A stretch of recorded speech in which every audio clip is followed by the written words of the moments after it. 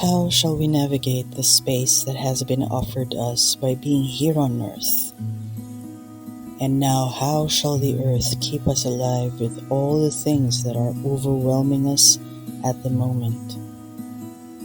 This is a podcast called Grounded Wisdom.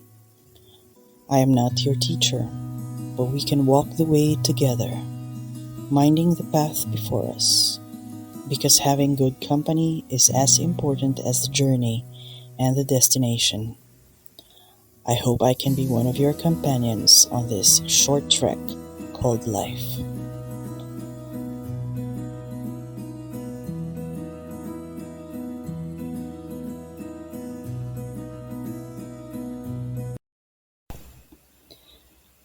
Good day, everyone. I once asked a group of people in one of my workshops, what is the color, taste, smell, and looks of peace? And the answers were so surprising. People said bland, boring, colorless, and lifeless. This is how far we've come as a people who are overstimulated in today's modern world. A constant barrage of meanings, symbols, and their deconstruction. There's a lot of anxiety and fear that come with today's attention-grabbing urgencies and emergencies. They say this is the world of VUCA, V-U-C-A, VUCA, where V stands for volatility or the tendency to be in constant flux. U stands for uncertainty, and that's why so many people are anxious, because uncertainty means there are no guarantees. C stands for complexity. Nothing is as plain as it seems. It is not easy to judge what you cannot comprehend in one sitting or one glance. A stands for ambiguity. Things just look gray, not solid, and non-committal. VUCA or VUCA, such a thing to be feared by most. Governments no longer hold the people's trust because they cannot guarantee human security, safety, or peace. And peace is simply moving farther and farther away into the zone of forgetting. Do we still know what peace looks like? How can we remember? Remember. So in that workshop, I prompted the group into remembering peace. I said, could people laugh while there's peace? They replied, yes. Could people dance in a time of peace? They answered, yes. Could people create weird stuff in a time of peace? And they said yes. And so they began to remember that peace is not just the absence of war, but the absence of fear. And they remembered that in the absence of fear, there is more movement, creation, designs, imagination, trust, and collaboration. There is a traditional Hungarian blessing that goes like this, and the author Leo Tolstoy is said to have quoted this as well. Where there is faith, there is love. Where there is love, there is peace. Where there is peace, there is God. And where there is God, there is no need. A lot of times we don't realize all we need is a non-anxious presence to change the way we move in our spaces, the way we think, the way we feel.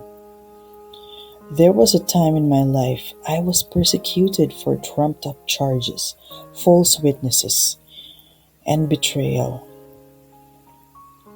As they were preparing the case against me and bending rules to accommodate their so called evidences, a group of sympathizers approached me to reveal those evil plans.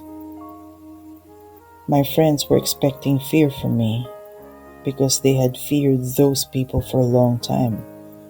But all I said was, I know what I did and what I didn't do, and all that matters to me is the truth. And then I told them, you have to relax. No harm will come to me. They were astounded, and word reached my enemies. So during the investigation, they even taunted me by saying, relax. In fact, I was very relaxed because I was not in conversation with their energy.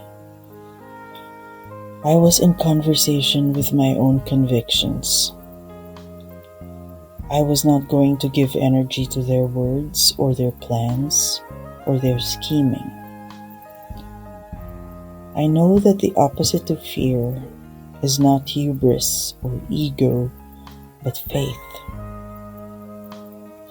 This is basic kung fu, I thought, and I was right.